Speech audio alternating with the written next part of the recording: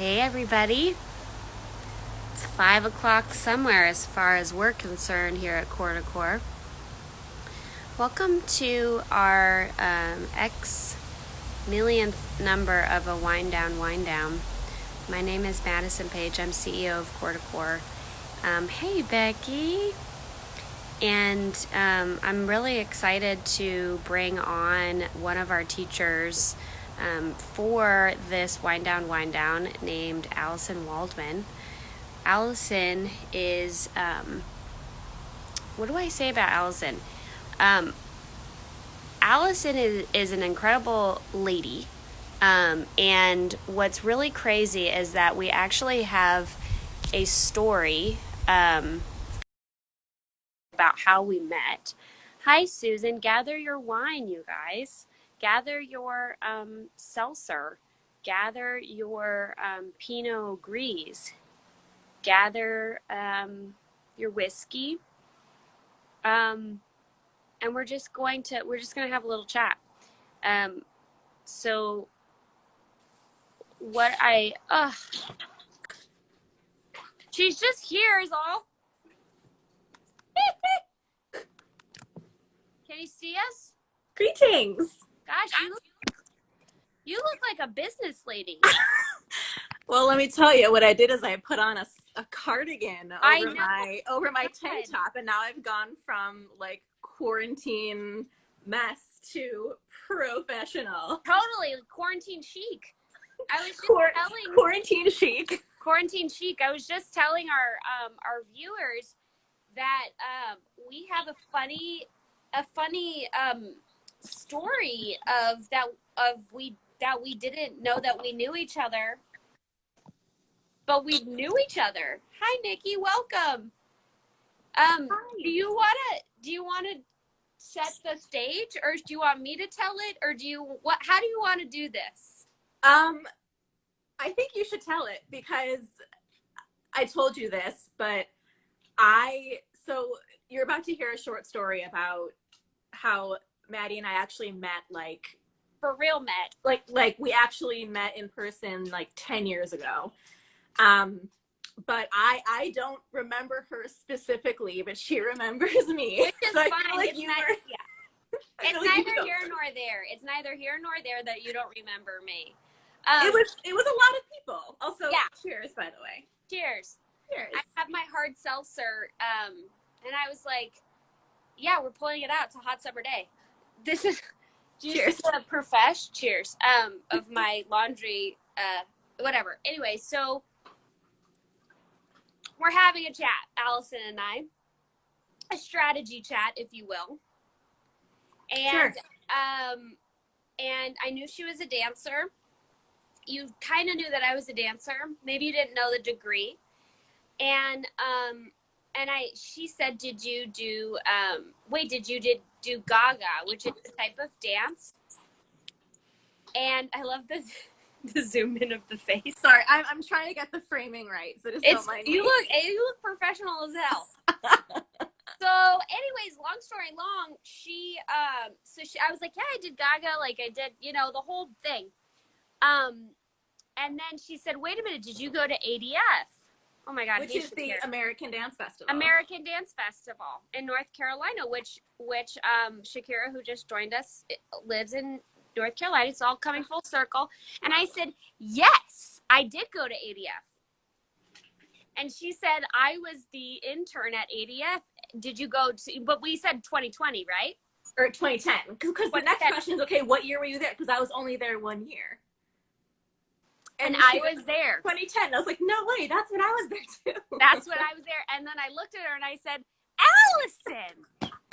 Because she was the intern that all of us knew and loved. And the reason why she doesn't remember me is because she was the intern of, like, I don't know, how many students that went through that program? Oh, gosh. Don't know. Hundreds. So, like, I take no offense. But also, you remembered such a weird detail about me. You said, I remember you because you always had your pants rolled up in class.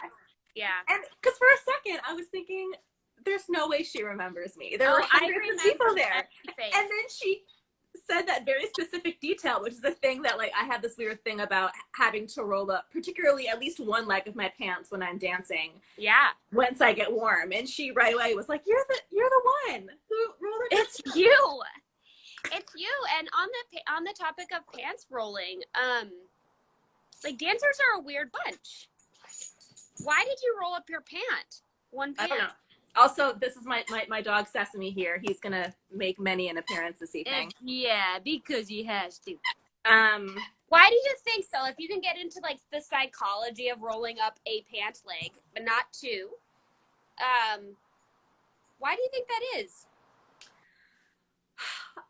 I don't know. I feel like part of it is like I know I would do it when I would start getting warm. So part of it was just this like I very rarely have sleeves on when I'm already like taking off everything I could up top. So it's almost like the rolling up my sleeves a little bit, but like instead I the last straw. Roll up the pant leg.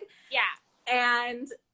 But I think the other thing too is I think like the legs do so much in dance, and I think I really like to see my legs and feel like they're like such a big part of the dance, and I feel like if I can at least see one of them, then I can like remember a little bit my technique and my form.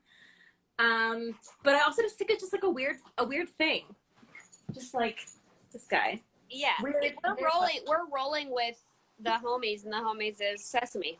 Yeah, Sesame. You know, I think why I asked that question is maybe because it was a bit of a lead. Okay. Which is, I think as dancers, we are incredibly conscious about the line of the leg. And I think it gives us the opportunity to look at it, because this is the thing, ladies and gents. It is not uncommon for people to roll up their legs in a very particular way in dance culture, and it stops at a very specific part of the leg. And I think there's something really interesting about all of us doing that. Do you do that too, though? Yeah, I used to, for sure, but it depended on what socks I was wearing, if I was barefoot, if I had jazz shoes on or whatever, because I was a competition dancer. And Nick Lazzarini, I don't know if you know who Nick Lazzarini is. I for sure do. Okay, so he was You Can Dance season 1. So he was my teacher. So he like was? Yeah. So this is the other fucking nuts thing, is that like I went to a performing arts, Bobby School of Performing Arts, in this like very specific time where like all of the people from So You Think You Can Dance were our teachers, and subsequently went on to do So You Think You Can Dance things. Yeah, like Mandy Moore, and I never talk about it because it's like nobody quite knows how like very, very dancey that it's so bizarro. But awesome. Anyway, so he rolled his pant leg up. Wow. Yeah. And so then I started to roll my pant leg up. Wow. I know. I don't know why people do that. Also, we should specify that the style of dance that we did, that we're both trained in traditional ballet, right? Yeah. Like Eurocentric ballet that really is about lines and like finishing things out to the very edges, and also in particular in modern, it's very like emotive, and like it's about like really bringing every ounce of you into what you're doing, whether it's like you're always performing in a way when you're doing that style of dance, and I say that because as my journey from really being dance centric into like yoga centric and teaching centric, it's because I was also a competition dancer, so that was really drilled into me. So I think it's this like, how do we take the expression and creativity in the body and bring it into a practice that is not at all about performing. Yeah, is the opposite of performing. And I think you do that so well, where you like the full of lifeness is so apparent. Um, and it's like it's not really it's obviously like not a performance. It's very much who you are as a teacher. And I think modeling is one of the most important things we can do for our students. Of like, how do we want them to feel in their bodies, and this sense of like joy and um, exuberance is so much a part of your practice still. And And so is Sesame. I mean, for real. oh my gosh, I'm so sorry about him. He's just, This is why it's so fun. he usually spends most of his day not locked, but door closed in the other room because he either wants to like jump on top of me or play with his loudest toy. But we're just chilling. We have to roll. We are. How has it been teaching at home with your dog and your partner? And I know that you live in an urban city, and like, how has navigating all of that been? It's been, I'm not gonna lie, it's been a trip. It's been difficult and frustrating, and it's like I'm in a constant state of pivoting. Yeah. And acceptance and working with what I have, which is very limited space, and a very rowdy pet. And yeah, I've learned a lot about myself in this process. Part of what I've learned about myself is that I perhaps, despite my artistic way of life, when it comes to business and like following through on a plan, it's a little harder for me to find that artistic streak, not in terms of aesthetic, but in terms of being creative and finding like inspiration and limitation. And yeah, like I've just accepted the fact that my background, my yoga studio, my virtual yoga studio is my living room. And we did the math and like, is there a way to rearrange the furniture in my like 500 square foot living room? Yeah. The answer is no. So it's the kind of thing where I have to get over the fact that it's never going to look like a super professional studio. Yeah. It's going to look like me in my living room, and I'm going to do everything I can I've done everything I need to make sure students can see me and hear me, and I can see and hear them. But there's no sheen whatsoever. Like, you're not going to feel like you've opened your Zoom into an empty room and there I am teaching you. And Alice. And I think when I first started, I felt like everyone who was popping up on Zoom and teaching classes had this amazing, beautiful setup. Yeah. And I felt like the only way that I could do this successfully is to mimic that in some way or find my own version of it. And then as time went on, I realized that's not possible for me. And it's not about that. It's about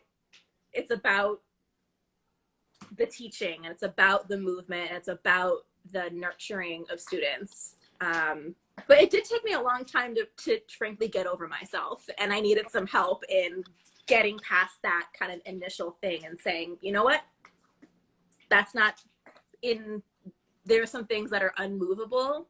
So what do you do about that? Yeah. And how did you get over it? Or are you over it? Or is it just like a process? Because I know it's like not that big of a deal, but it actually is. Every single time you have to teach, you're like coming to grips of like the limitation and like what you have. I think the main ingredient in getting over it was time. You know, it's been 4 months? Yeah. And so I think I needed the time to do it. I also kept seeing people coming back to class and hearing from people who took the time out of their days to invite me into their living rooms and their imperfect spaces, and them having such a beautiful practice in their own space and letting go of this sense of perfection. And I think the more I saw my students in their slightly messy homes, I was like, yeah, it yes, I'm the teacher and there's a little bit more I need to do on my end that people can see and hear me. But beyond that, once we got all that set, then we're here. And Yeah. this is exactly where we are. And Yeah. especially now, I mean, we're seeing talk show hosts doing their broadcasts from their closets in their living room. Like Oh, there's yeah. really this, Yeah. I sense there's really this shift in um, this idea of how we put people on pedestals, especially people who we learn from and who we feel entertained from, and feeling like their lifestyle is so far away from ours. Yeah. When really it's a lot of it is fake. Not necessarily fake in a bad way. Like it sets the scene. It's a But now that we've rubbed all that off, and now everyone's just literally where they are and with limited resources. It's such a performance, and back to that. yeah, and exactly coming on back. What I think that I've been taking away from it is like MTV Cribs. Did you ever watch MTV Cribs or enough to understand what it was? Yes. Me neither. Yeah, me neither. Just kidding. MTV Cribs was like celebrities showing audiences their homes. Very simple.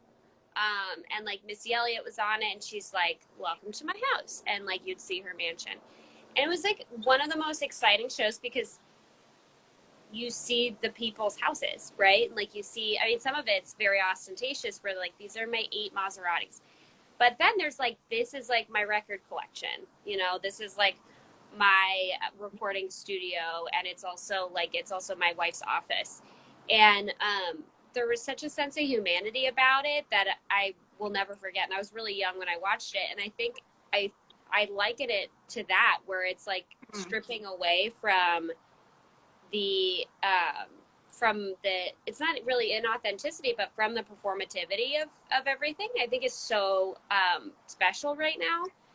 And even despite like the world feeling very much chaotic, there's something really earnest that's happening that I don't want to forget, looking back on this, where it's like you can see your couch and you can see other people's mess, and like a bunch of our teachers have kids that come in and out, and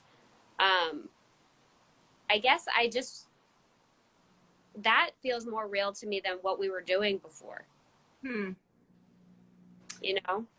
Yeah, I think it's this sense of natural habitat. And yeah. I think particularly for artists and people who express and share something really deep and personal, whether through something artistic or through something like a yoga class, which we've talked about, I think are very similar actually, is a kind of sense of, okay, this is where the magic happens. And all of the work and sweat and tears and time and investment that I have put into my craft maybe didn't happen in this exact space, but it happened in this kind of space that is me and is the deepest me. And these are the things and the colors and the sensations that fed me inspiration and gave me what I'm presenting to you. And I think that's so important for anyone who is beginning or in a journey of wanting to find that for themselves, is knowing that it doesn't always happen, and it doesn't happen on an oasis away from reality. Creation happens inside and under the mess. And sometimes the depth of what we produce comes from being inside that mess because we have life to react to. Yeah, I think I often talk about like, how did we get here, where like retreats are like the way where people are finding themselves, but then like where do they, when they go back home, like where are they like how do you take it back? And man, what a crock of shit, right? Like it's like that's like it's like it just feels this feels actually more real than or like more like getting to the meat of why we practice all of these movement modalities or all these spiritual modalities is to be able to live in our lives fully. Um, like like this is like the yoga or this is like the meditation that we've worked really hard for. Um, That's or so you could interesting. disagree. I mean, you could disagree. No, That's no, I just totally agree with you, and here's why. okay. Well, there's a few reasons. One is in pre-COVID, I was not teaching virtually. You know this, that Coeur was kind of my first foray into teaching because I didn't have a choice. Right. Because I taught in a studio a couple times a week, but my practice, Available Wellness, we facilitated movement and mindfulness experiences in non-traditional or unexpected spaces.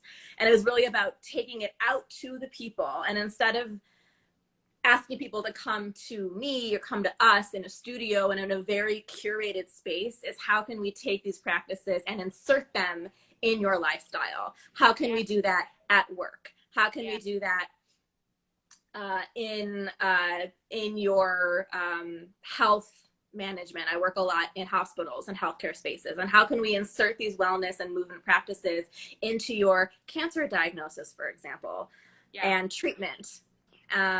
Because access. Keep going. I'm just so hot, so I'm like spitzing. This is much better. Okay, because access. Yeah, because access is such a big part of the how and the why that I approach what I do, which is why I really I focus on adaptive and working with kind of the unexpected student, because getting to one of these curated spaces is really only possible for a very small population. And so if those barriers are too many for entry, then how can you allow those to become part of your life? It doesn't happen in a vacuum. And that's also, I do a lot of work, a lot of wellness work in workspace as well, is how, yes, your wellness practice can happen in a sacred and separate space. And that time where you turn off your brain is really important. Do that, still do that, but also don't let that be the only place where you have a sense of practice. Yeah.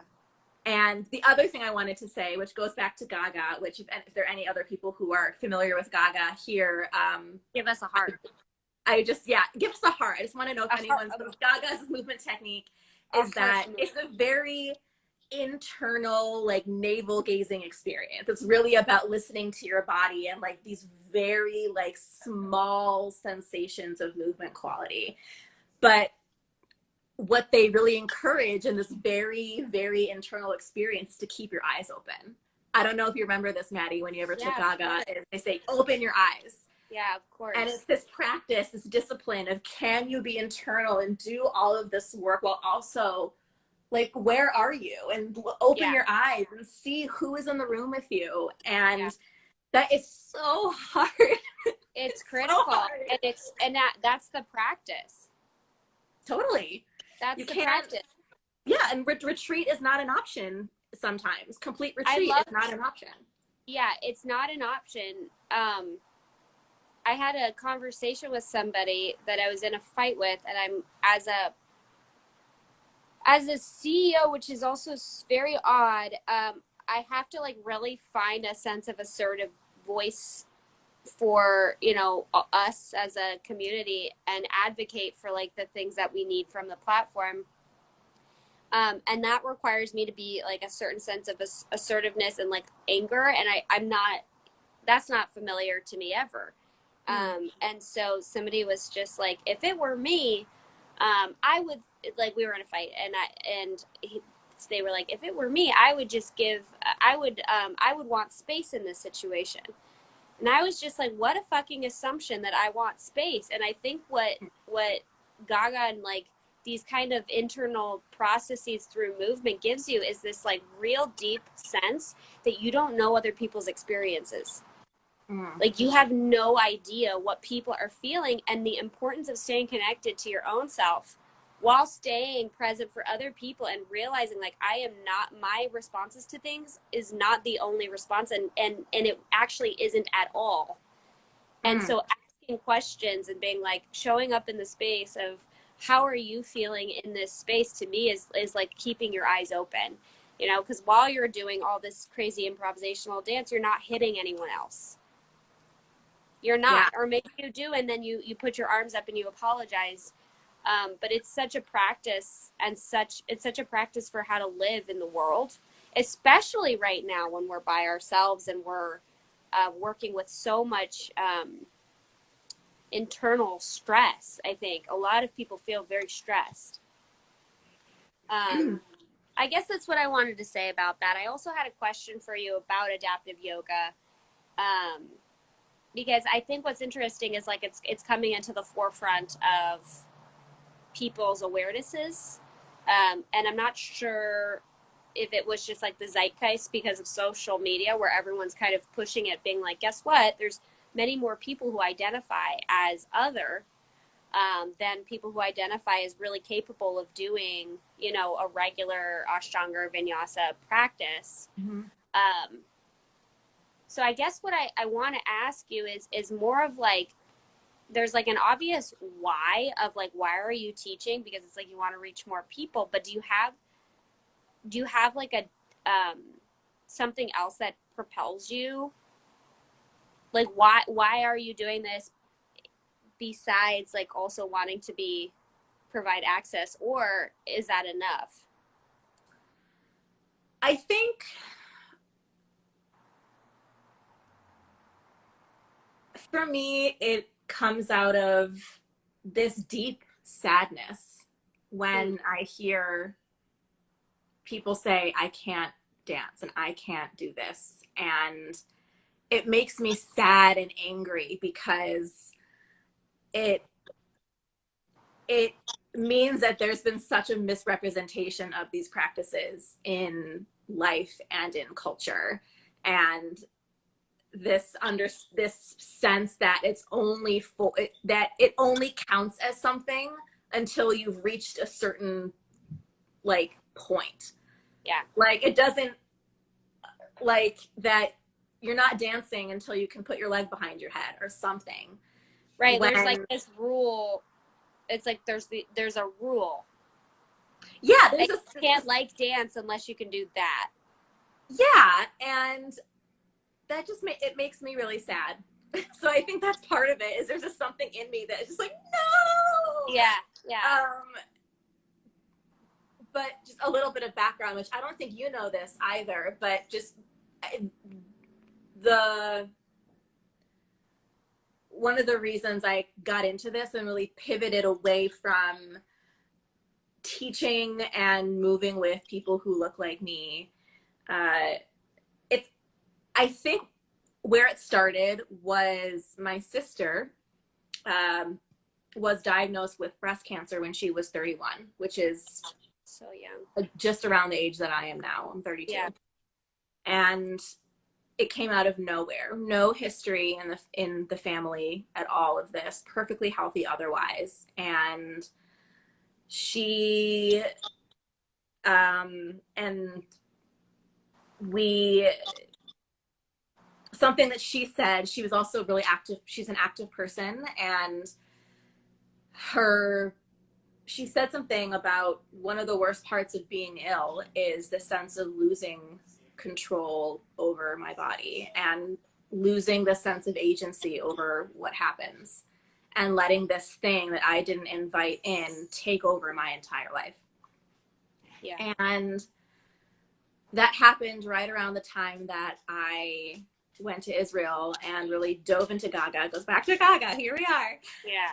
And learning that in Israel, it's just a cultural, it's more of a cultural acceptance to see dance and movement as a healing modality. And I kind of had this light switch go off that instead of that wanting to teach people, I don't like the word teach. I like the word facilitate better, facilitate and guide people in this experience of understanding that a movement practice is not about accomplishing something. It's about regaining agency and celebrating what is still possible in your body, no matter what your body and how your body is in any given moment.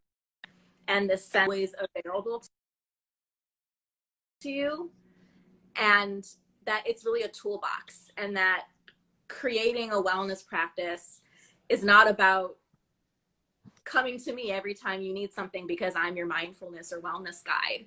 It's me arming you, not even arming you, it's me unlocking that toolbox that you have inside of you, that toolbox that will always be there. And how can you learn how to harness those tools? So as your body changes, we never know what's going to happen. Our bodies are changing every day. The world around us is changing every day, that we can have access to that no matter where we are. So what is that? Like, what is that? What is that? Like, what? We have access to the agency, and we can have access to that mindfulness and awareness of, here is how I'm feeling in this moment. What can I do what is within my control in this moment to soften that pain or to relieve that anxiety? Mm-hmm. And I think what we're so used to as a culture is this immediate gratification. And that if there's something wrong with it, then there's going to be this easy fix right away. And that we are often looking outward for that fix. Yeah. And in my perfect world, my business, I go out of business because we've normalized this harnessing of that, and normalizing it in that we don't just know it, but that we practice it without shame. And that's what I mean by dancing if you think you can't dance. And if sitting in a chair and waving your hand back and forth gives you some kind of peace, then what is wrong with calling this dancing? What is wrong with calling this something else? And on top of that, if I'm sitting on the bus, pretend I don't ride buses anymore because it's not safe to do so because of coronavirus, but I used to ride the bus a lot. And if I'm starting to feel anxious, or the person next to me is starting to feel anxious, what a world it would be if I could start practicing pranayama and breath exercises, or I could start like moving and giving myself a moment. And like, I do that. I'm done like caring what people think about that, but there's this fear that I'm going to look weird. And it's, again, that thing of taking it out of this sacred space and bringing it into where you are. And so it's that just kind of demystifying of what it means to like do this. It means acknowledging that you need this, and then you do it. Yeah. So I think that was a very long-winded, winding answer, but to me, they all kind of lock into each other, because my sister's cancer diagnosis was the jumping off point because we had discussions about it. But that kind of moved me into working in healthcare spaces, in particular, working with staff and with patients, and having control over your body and finding that joy and celebrating what is still there. Yeah, because I think there is so much, and I think you're not actually practicing what you might think you're practicing until shit actually hits the fan. You know? Yeah. I don't think any of us are actually practicing social justice unless the whole world is on fire. Because I think that stepping into whatever vulnerability, and I know Brene Brown popularized, okay, I love Brene Brown. I'm just going to say it, and some people don't like her, and that's fine. but I stepping into like the unknown of like how can I do this differently is so required right now. Um, and I used to say when I was a single lady, like I will never date somebody else that doesn't understand what heartbreak feels like ever again, because like you have to know that you have to know what breaks your own heart, and you have to know how to be tender with yourself, because how are you going to do that for another person? And we don't get it right, obviously, but it's like that bursting open of your own humanity, just reminds you that it's just like we are so very human. And like, oh yeah, we have like a cemetery that has my surname Page right up here, that has a whole tomb area that's the Page family, and I had no idea. And I always walk by it to remember it's like this is not none of this is real. Like we're all going to the same spot. I mean, I can't, you're not wrong, obviously. But I think you're right that it does when shit hits the fan, which I think for a lot of people, the moment is now. The moment is now. There's shit in the air. Yeah. Is people are really examining that. And I put myself in that category. You know, when you asked me earlier, how was I doing? Something I learned is that even though I'm a wellness practitioner, I never call myself an expert.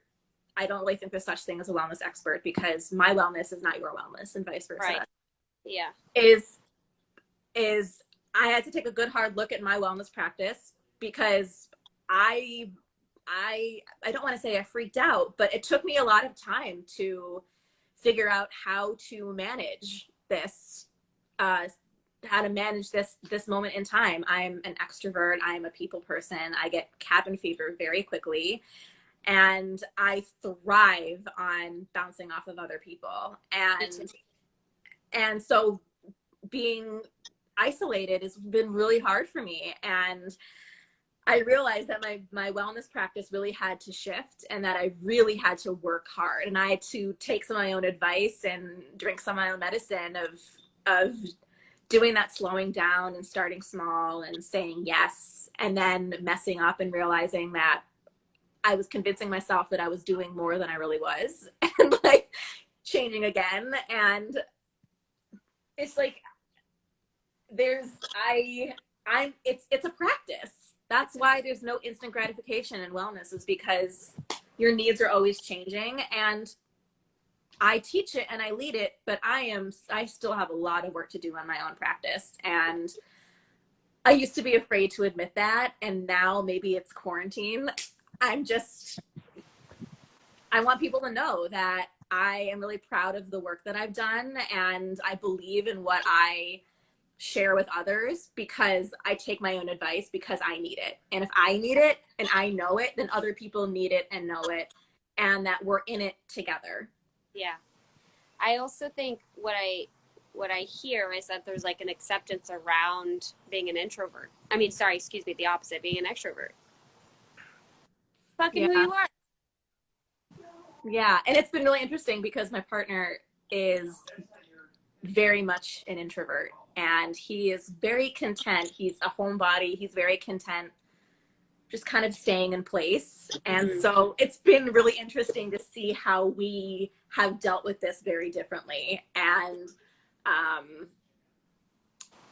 just looking at our differences and experiences and saying, wow, there's a lot of things that we thrive on separately, and this understanding again of finding a way to get with what you need and to adjust and adapt to get what you need, even if the people directly around you, which for me is just one person, don't need it. And that goes back to that thing of normalizing taking agency and standing up for yourself and making choices. Yeah. And I think that really applies so much in adaptive yoga and adaptive movement, because my perfect yoga class as a teacher is I look out in the room and I've cued a posture and everyone is doing it differently. Yeah. Because everyone has been giving that knowledge to know, here's the way that it works for me. Not always, but today. And I have my props, I have my setup, I'm on my chair, I'm on my floor, I have my strap. And we are all in the practice and breathing together, but we are not afraid to be different than the person next to us. In fact, look at the person next to you and look at your teacher, and could be constantly challenging or questioning what they are offering you. Mm-hmm. Absolutely, 100%. Yeah, I think it gives. Sorry, please. Well, and I was just my tail end of that is I think that's a beautiful thing about a virtual practice is you can turn off other people's cameras and just be looking at your teacher. And Yeah, this is a really great opportunity to do that investigation. So when we get the gates open, like that song in Frozen, where I forgot how it goes, but like, oh my God, yes. Like opening up the gates. Opening up, It's time for us to open up the gates. When the gates open and we go out into the world, then now that's what it is. Tell the guards to open up the gates. Tell the guards to open up the gates. So tell them. Exactly. And like you run out like Anna, like onto the thing. And you run out and you run to where you do your yoga practice. You run to your yoga studio. You run to your office. And you know what you need to do when you have that moment, when someone cues you, or when you cue yourself that you need something, that you know what to do, and you're not being like, oh gosh, like, oh, I can't do that. What do I do? And a good teacher would guide you if you don't know that answer, but now is the time to start. I think. Yeah, to practice. Whoa, the wind agrees with us. Oh, tell us, Wind. Tell us Pacific Coast Wind. Geez, I'll tell you, this is like the second day of nice weather, and so much gratitude for nice weather, man. Well, so I'm a Frozen fan myself, and what I think I recognize in you, and perhaps I'd like to own more of in myself, is the magic and the Disney-esque, and that is like totally the most beautiful thing of not losing that. Oh my gosh. And it's not even like, it's just something that I'm realizing it right now where I'm like, my fellow Disney princess. Yeah, I think, and musical theater background. So I think that also just comes out of this sense of like finding excitement and joy and possibility in everything.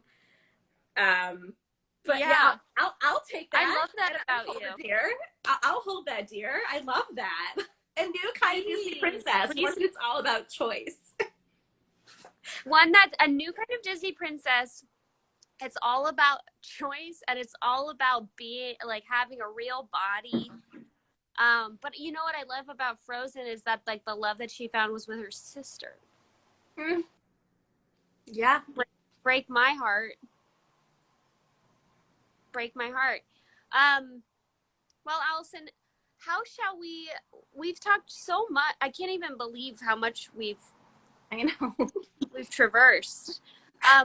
What is one thing, if somebody replays this tomorrow or 20 years from now, what would you want the world to know about this moment in time as you just gulp it? And what would you want to know? Like, yeah. So I actually have an answer for this because I don't know if you've seen me averting my eyes. So I have this poster up above my temporary workstation, which is also my kitchen table. Yeah. That is a quote by the genius choreographer Liz Lerman. Yeah. Who Liz Lerman kind of paved the way for people to have dancers look like people and not dancers, and to invite bodies and different experiences into a space of dance making as a way of storytelling and connecting. She's wonderful. If anyone's watching this, learn about Liz Lerman. She founded the Dance Exchange here in Washington, D.C. She won a MacArthur Grant Award. She's literally a genius by definition. But I have this quote on my wall that I think I want to share. Okay. I'm gonna just walk you over so you can look at it, and then I'll read it. So we're taking a trip. We're taking a little tour. I'll read it, but it's Okay. the 7 ways to be creative according to Liz Lerman. Oh, also Liz signed this for me because I worked at Dance Exchange for a while. Thank you, So, Liz. but I just want to read it because I think it answers your question. Okay. We're ready. Okay. Here are 7 ways to be creative according to Liz Lerman. 1. Rattle around in someone else's universe. 2. Embrace paradox. Hold 2 ideas in your head at once. Find something to respect at both ends of the spectrum. 3. Recognize that originality isn't the whole story. Copy, make variations, develop, and diversify. 4. Frame it bigger. Frame it smaller. 5. Turn discomfort into inquiry. 6. Think inside the box. Let limitation spark inspiration. And 7 is to add meaning and subtract meaning. I think these 7 ways to be creative are I think there's 7 ways to live. Yeah. And that is why I think life is, and everything we do is a creative practice. Yeah. Yeah. Brushing your teeth. Yeah. How do you add meaning to brushing your teeth? How do you subtract meaning to brushing your teeth? You know, what I like about the last one too is that in one moment you need to add meaning, but then in a completely the next moment you might need to subtract it, and it just depends on what you need. Yeah. And maybe you add meaning, or there's too much meaning here. I'm stuck. Totally. You're totally stuck. And then, but if you can subtract it, like, you know, I'm still getting used to emails. I'm still getting used to how many emails I get. And every time I read an email, I'm like, this means something, this means something. But right now I'm just like, it doesn't mean anything. Or like when you have a shitty day and the only thing left is like looking outside, adding so much meaning to, like, you know, and I still get to look outside on a nice day. It's just like, so it's so useful. It's so useful. Thanks for sharing that with us, Alison. Maybe we can get a picture of that and we'll put it in the story so people can see it. Yeah, I'll send you a picture of it. Wonderful. Yeah, thanks for letting me share it. And yeah. I've never found myself in a situation where that, like, has been more where one of those 7 things like didn't give me what I needed in that moment. So that's wonderful. That's so wonderful. Where can people find you on Coeur to Coeur? What do you teach? Tell us. I teach adaptive yoga and stretch breaks on Coeur to Coeur. My name is Alison Waldman, also / Available Wellness is the name of my studio.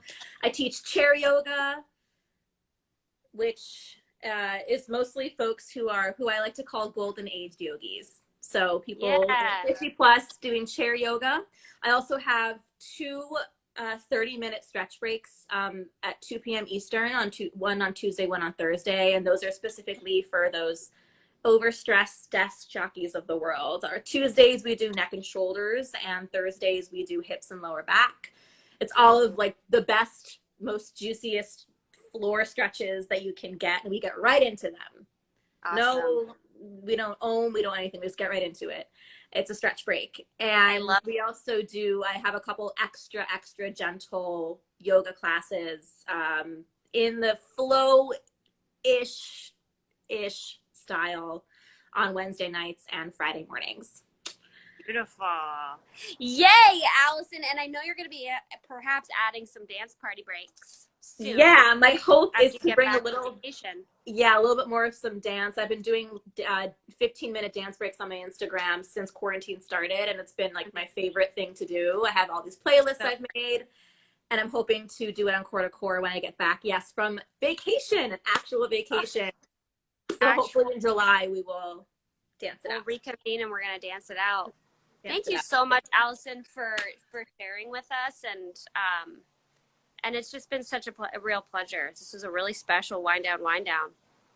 It's always a delight, Maddie, and I think you're spectacular, and you have built a community, a core to core that is so intentional in every way, and I'm really excited to be a part of it and to see it grow and to see it become even more relevant even when quarantine ends. I think we're really sh- shifting the course of how we take care of ourselves. And I think Core to Core is a big part of that. So thank Yeah. you for inviting me and for your work.